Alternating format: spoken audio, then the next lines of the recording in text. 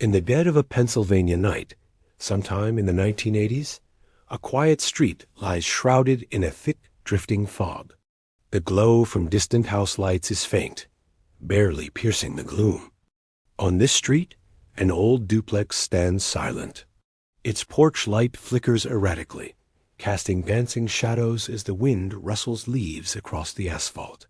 Through the dark windows, faint shapes seem to move behind the curtains, a silent, unsettling ballet. Inside, an empty hallway is bathed in dim, oppressive light. The air is heavy, still. This is where our story begins. In this house, one family, the Smurls, claimed they were not alone. They believed their home was possessed by something ancient and malevolent.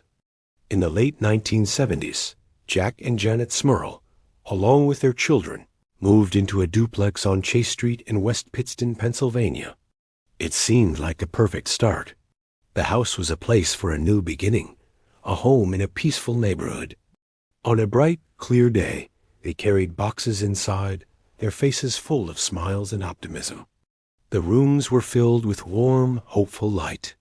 Their children's laughter echoed through the living room as they played, sunlight streaming through the windows, creating an idyllic scene. Life felt normal, peaceful, and full of promise. But as day turned to night, a subtle change would creep into the home. The once bright rooms grew darker, the light seemed to dim on its own, and the atmosphere shifted from warm and welcoming to cold and foreboding. It started small. A light would flicker for a moment, and the family would exchange confused glances, dismissing it as faulty wiring. But this was only the beginning. The peace they had found was about to be shattered. The strange occurrences soon escalated from minor annoyances to terrifying events. It began with loud, unexplainable bangs that would echo through the house at all hours of the night. The family would be jolted awake by violent shaking, their beds trembling as if gripped by an unseen force. In the kitchen, the ordinary became menacing. Cabinets would slam shut on their own, one after another, and objects on the countertops would rattle and slide without anyone touching them. In the bathroom, a chilling presence made itself known. Mirrors would fog up inexplicably, and for a fleeting moment, a dark, indistinct shape would form in the condensation before vanishing. The very structure of the house seemed to be under assault. Thin cracks began to appear on the walls, and what looked like deep claw marks were slowly etched into the paint overnight. The family's confusion turned to fear, a fear that grew with each passing night. They were living in a constant state of dread, never knowing what would happen next. Convinced that the entity plaguing their home was not just a simple ghost, but something demonic, the Smurls turned to the Catholic Church for help. Priests arrived at the house, their faces grim, holding crosses as they prepared to confront the unseen evil.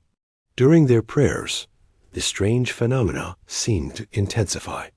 A crucifix was seen shaking on the wall, and the flames of the candles they lit flickered unnaturally, dancing wildly as if in a strong wind, even though the air was still.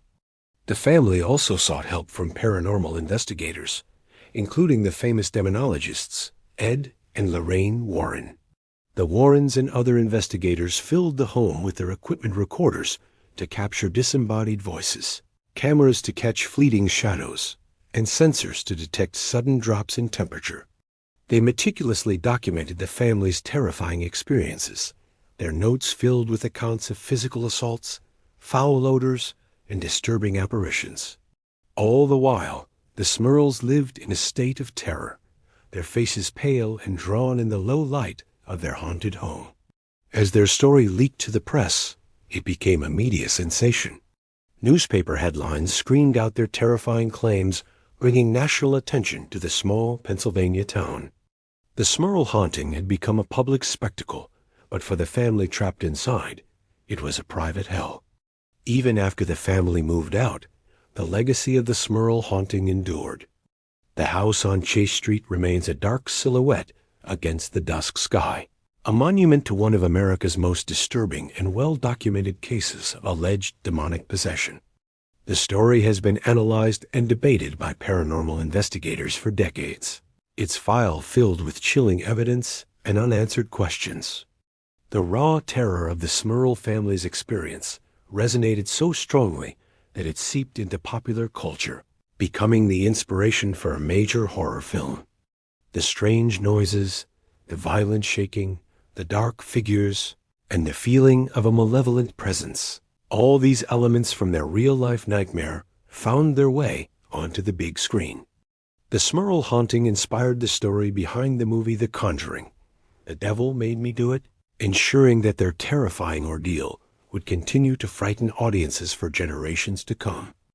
I do have something that is valuable for daily lives, and I want to share it with you. I have items like menswear, women's wear, gadgets, accessories, healthy products, and so much more. If you'd like to check it out, the link is in the description.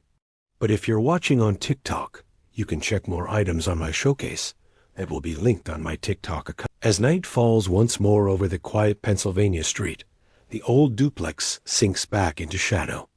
The fog thickens, wrapping around the house like a shroud. One by one, the windows go completely dark, leaving only a void. For a brief, terrifying instant, two red, glowing eyes appear in an upper window, staring out into the night before vanishing as quickly as they came. Then there is only darkness and silence. Real horror, real stories, real-life events that actually happened. This EerieDoseYT. Thank you for watching. If you love this kind of content, hit the subscribe button and hit that notification bell so you won't miss any update on this channel. And don't forget to like and share, to share this with your family and friends who love true horror stories and real-life paranormal events. And see you in the next video, because we will talk about Tennessee's haunting legend,